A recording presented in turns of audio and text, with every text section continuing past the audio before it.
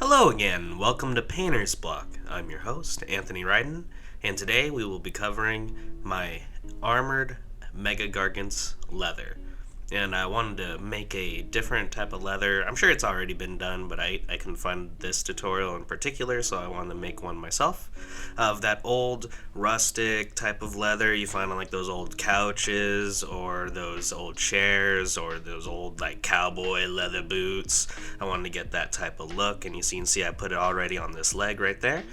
It looks pretty nice, and I just really liked it. It kind of comes from that type of aesthetic. I found a little picture of a couch with it, and there's like wallets and stuff I'm sure you've seen. But I'm going to go ahead and show you on the back of his pants here, or his leotard, whatever it is. And I'm just going to show you how I do this. It's really fast, simple, and it's really good practice. So first step we're going to do is we're going to, whatever surface we're painting on, we're going to make sure it is completely covered in Abaddon black or whatever matte black you have, just very black. Originally I had it primed in Chaos Black, so most of it is in that, but whatever I oversprayed I made sure to paint back over with black because it is going to be our base, and that's why I kind of made this, because I needed everything to be coming from a black base. So first we're going to start off with our Doom Bull Brown, and then we're going to move on to the Leather Brown from Army Painter. So the Doom Bull was from Citadel, Leather Brown's from Army Painter. I kind of have both of the setups. You can use whatever that's kind of similar. But then the next step we'll have is Wildwood, and I'll tie some of the browns together and increase some of the darkness into the browns as well. You'll see as we go on into the video. But the first step we're going to do is we're going to grab our Doom Bull Brown, and we're going to put that into our wet palette. And if you guys want to know how to make a wet palette, just let me know in the comments below, and I'll make a video about that. I'll probably make it into a short, so it's simple. And then I'm going to grab my number 3 brush. That's kind of the predominant brush I'm going to use this whole setup. And then we're going to get started. So here's the acrylic medium. Now this is a substance that's actually made more so to thin out your paints, and it's nice because when it's the winter time and you want to put on your heater but the wet palette gets dried out, you can use this to put on your wet palette to actually use to thin out your paints at the same time, and it'll kind of all work together to keep everything a little bit moist and easier to have everything thinned out and not drying and turning into a chalky consistency. And after you've tested this and tested more so on your glove or your hand or a piece of paper or like a dry palette, paper towel can tend to take out the liquid out of your brush and make a chalky consistency out of your paint. So moving on to the next part, we're going to just line the edges of each piece of leather, and you can take this as an opportunity to practice on your edge lining and your highlighting, because this is the same type of step that you'll be doing whenever you do those type of processes. So you can just take your time to really learn these little steps, like not using the entire tip, using the tip, using the belly, just trying to find where the light hits the source and then following that, or just trying to hit just the edge. And that's kind of what I'm doing. Even though I could hit both sides at the same time and save myself some time, I'm just using this as a little bit of practice. And if you like that, please leave a like, and maybe follow us here on YouTube, Facebook, Reddit, Instagram, and maybe hit that notification bell so you can keep up on our Armored Gargant that we just been keep on rolling out this winter for our holiday seasons, which thank you so much for the 300 subs. This really means a lot, and I'm going to keep on putting more out here for you guys because you guys are really, really great, and I really appreciate you guys so much. And anyway, so here we keep on going, and we're just filling it out and just finding more of where that light is hitting the leather, and I'm just filling that with some more Doom Bull Brown, just to make some things more interesting.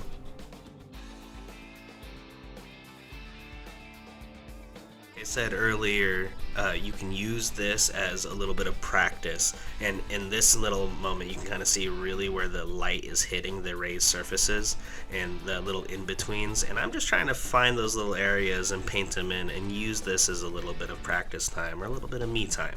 just to build up on what I need to practice on. I know my brushmanship needs a little bit of work, and I know I need to be more precise, and I tend to be a little bit shaky here and there, so this is a great way to just get and not have to worry too much about what the end result's going to be, because this leather is very forgiving. It's a very stylized leather, and it just looks really cool, and it's honestly just a nice way to, if you're going to use black primer. It's very in right now with the slap chop method and whatnot, to use black primer. So with that being said, you can use this on those surfaces that aren't so rough with the slap chop and make still a very nice stylized leather that's really quick and still only takes a couple bottles of paint. So moving on to the next step, we're grabbing that leather brown, doing the same thing we put inside of the wet palette, and we just mixed it in with the acrylic medium and testing it on my glove. And now I'm just going to go around and just using this. You can use this as more of a precise practice as to your edge highlighting, because this is actually going to be kind of the edge highlight of the leather, where the leather is really stretched thin. Now I'm taking the brush, and it's kind of hard to tell on camera, especially since it's a little out of focus, which I do apologize for. I'm using not the very tip of the brush, but a little bit before the tip of the brush, still more towards the belly, but towards the tip too. And I'm just trying to put this along all of the edges and just giving myself a little bit of that practice. But I just wanted to say, if anybody knows see anything I'm doing wrong, or anything, maybe they think I should use a different type of brush, or maybe they think I should use maybe a different color for this type of leather, or if you just like it, please leave a comment down below. I'd love to learn from you guys. I love chatting with you guys. It really I've learned a lot from you guys already in some of the previous comments, and I really appreciate it. So please, any criticism, anything at all, please be lighthearted. I am a very gentle soul, but I will appreciate it, and I will learn a lot from you guys. I thank you. But anyways, I'm taking this, and I'm just using my number 3 brush, and I'm taking that leather brown and just going around with all that where that Doom Bull brown already is, giving it that stretched feel, that the weathered edges, like the leather couch that we saw earlier. And it's nice because with acrylic paints, it dries a little bit darker, so even though it's a little bit light right now and it looks a little bit like it's popping quite a bit, it's nice because the areas that we didn't lay as much paint will still be a little bit brighter, but the areas that did not lay as much will show some of that Doom Bull brown through and will fade a lot nicer and look more blended. It looks really nice. Now, taking the rest of the leather that we have here, we're just going to do the same thing, apply a little bit of our me time into it, but we're almost done, and we're only about 20 minutes in. It's pretty fast and easy. Now, we just need one more step, and it's going to be the Wildwood contrast from Citadel. You can use anything, it just has to be kind of a really dark brown type of inky contrast. And I water it down, or I use a little bit, well, I use water in this one actually. I don't use the acrylic medium because I didn't know how that would work so much with the contrast, so I used water. I'm more familiar with that.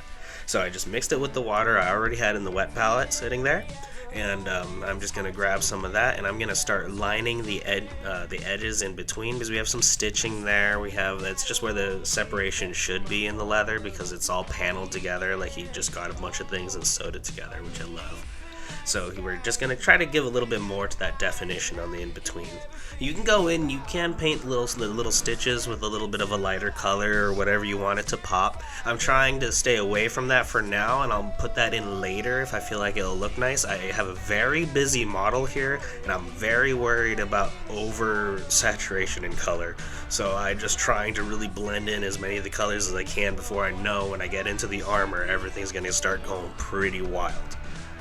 But anyway, so we're grabbing some of that Wildwood, and it's really nice because that will actually help us fade those dark areas into the Doom Bull brown, because it is that dark brown consistency. So it'll fade really nicely from black into that dark red brown.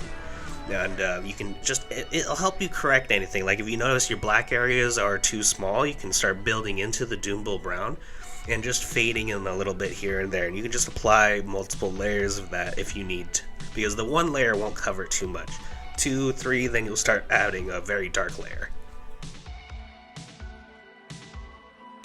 Well, there you have it. It's almost done here, and I hope you enjoyed yourself. We are just about to finish up. It's just a really nice, easy way of making some leather. Obviously, you could cover the whole model or the whole leather piece in one color, and then build up your shadows and your highlights. But this is just another way of attempting a more stylized approach, especially with certain leathers like this, where you're not going to see a bunch of different layers of different lights. It's going to be mostly its own type of lighting because of how dark it is and going into the highlights it has. So you can use this as a method to get away with a little bit of cheating so that you can focus on other parts of your model and still have a really cool surface to your leather, and not have to go that same just it's a brown, or it's a leather brown, or it's a dark or light leather brown. We can have something a little bit more stylized, a little bit more fun, and it still looks pretty cool. It doesn't have to be super realistic, but it's still kind of realistic. Anyways, if you had fun, and I hope you had a great time, and please come back again. We're going to be posting every other day. Thank you so much, and I hope we helped you break your painter's block.